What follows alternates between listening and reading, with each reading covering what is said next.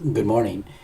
Today is March the 28th. It's the day after Easter Sunday.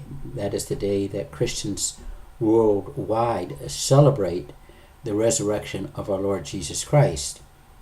A group of Christians, a large group of Christians, were celebrating Easter Sunday in Pakistan. They took their children to a park where there were swings, and they were enjoying the day. And Muslims practicing jihad with a number of suicide bombers blew themselves up and killed over 70 Christians. The number will probably go higher because there are approximately 300 who are wounded. I'm going to show you the Fox News clip, and I'm claiming fair use on the Fox News clip. I myself was going to make a comment, but my friend David Wood has also made a comment, and I think that it is the analysis is spot on. So instead of making any comments from me, I'm just going to show you what David Wood has to say. And we do begin, though, with this horrible Fox News alert. Christians targeted in a bloody Easter attack in Pakistan. At least 70 are now dead and 300 injured. The Taliban now claiming responsibility for the terrifying attack. Kelly Wright is in Washington, D.C. for us with the latest this morning. Good morning, Kelly. Heather and Abby, good morning to you as well. The pictures are indeed horrific. The terrorist attack came without warning. The terrorists detonated a bomb near children playing on swings while Christians were celebrating Easter.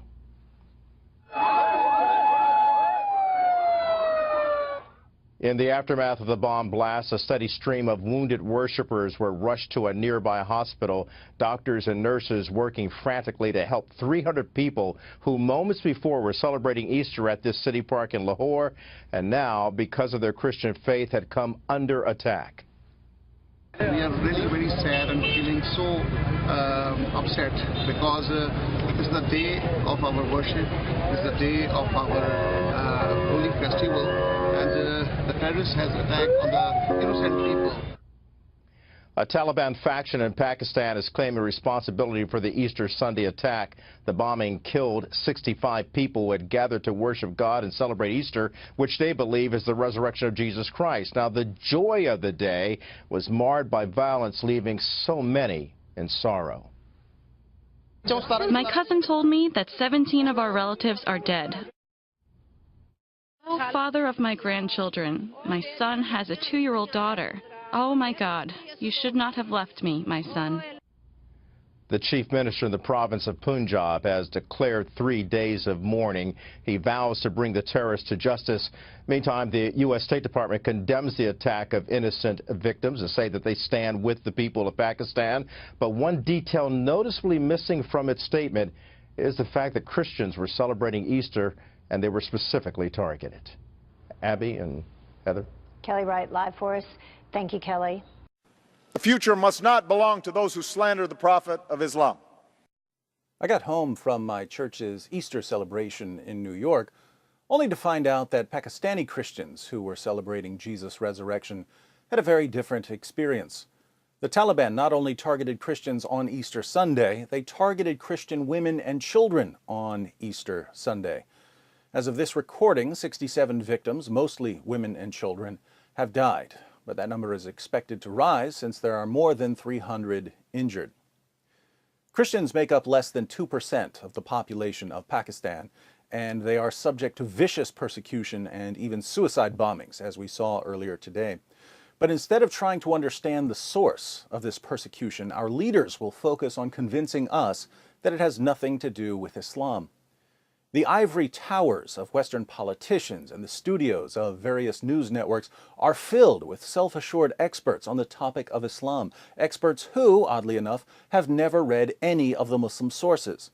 And because they've never read any of the Muslim sources, they have to base their views of Islam on things they've heard or their experiences with their Muslim friends or the scripts that are handed to them.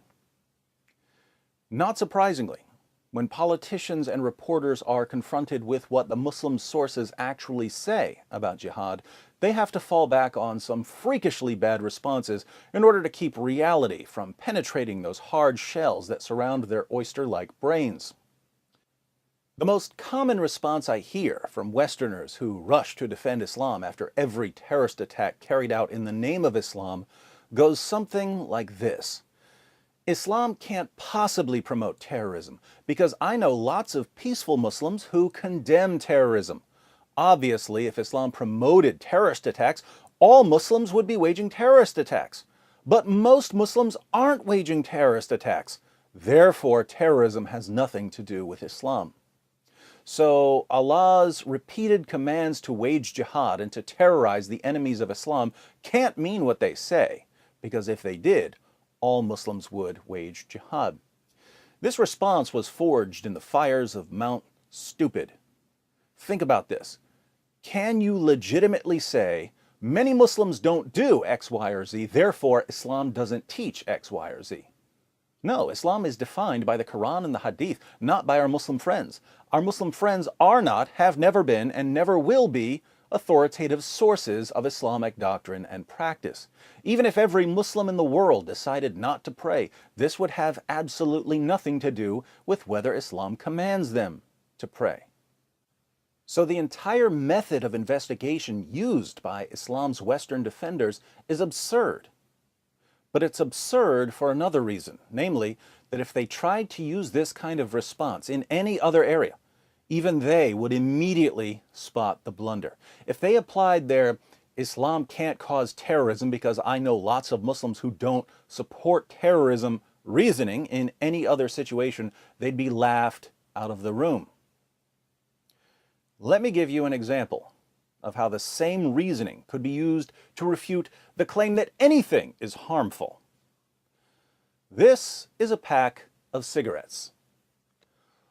On the side of the pack is a stern warning from the Surgeon General of the United States. Surgeon General's warning: smoking causes lung cancer. Smoking causes lung cancer, Mr. Surgeon General. Well, for your information, I happen to know many smokers, and not one of them has lung cancer. Therefore, smoking can't possibly cause lung cancer, because surely if smoking caused lung cancer, all smokers would have lung cancer, just as if Islam caused violence, all Muslims would be violent, right? Not right. When the Surgeon General says that smoking causes lung cancer, he doesn't mean that if you smoke, you'll definitely get lung cancer, or even that you'll probably get lung cancer. You probably won't. This warning simply means that due to the effects of smoking, your chances of getting lung cancer increase significantly if you smoke. That's all it means. So the question we should be asking about Islam is not, are all Muslims violent? We should be asking whether belief in Islam significantly increases your chances of supporting terrorism or suicide bombings or the persecution of religious minorities. And the answer to this question should be obvious. Why do we see Muslims from completely different countries, from completely different ethnic and social backgrounds coming to the same conclusions about jihad? How do Muslims in Nigeria and Muslims in Iraq and Muslims in Afghanistan and Muslims in Pakistan get such similar ideas about how they should treat Christians? These Muslims speak different languages, they eat different foods. What's the common thread? Why do we hear so much about suicide bombers in all these countries? Muslims from around the world have traveled to the Middle East to join ISIS. Why would there be Muslims from the United States and Canada and Great Britain and France who agree with the goals and methods of ISIS? We can even be mathematically precise when we say that support for terror is significantly higher among Muslims than among non-Muslims, because we have statistics that show what Muslims from various countries believe. According to a 2004 poll, 65% of Muslims in Pakistan, 55% of Muslims in Jordan, and 45% of Muslims in Morocco had a favorable view of Osama bin Laden. A 2011 poll showed that 44% of Pakistani Muslims viewed Osama bin Laden as a martyr. In 2010, 34% of Muslims in Jordan, 49% of Muslims in Nigeria, 23% of Muslims in Indonesia, and 20% of Muslims in Egypt had a favorable view of Al-Qaeda. In 2004, 31% of Muslims in Turkey said that suicide attacks against Americans and other Westerners in Iraq are justifiable. In 2009, nearly 1 in 4 British Muslims said that the 7/7 bombings were justified. A 2005 study found that 18% of British Muslim students would not inform police if a fellow Muslim were planning a terrorist attack. A Pew study that came out just a few months ago showed that 20% of Muslims in Nigeria and 12% of Muslims in Malaysia have a favorable view of ISIS. The same study showed that only 28% of people in Pakistan were willing to say that they have an unfavorable view of ISIS. Only 28% of Pakistanis have an unfavorable view of ISIS.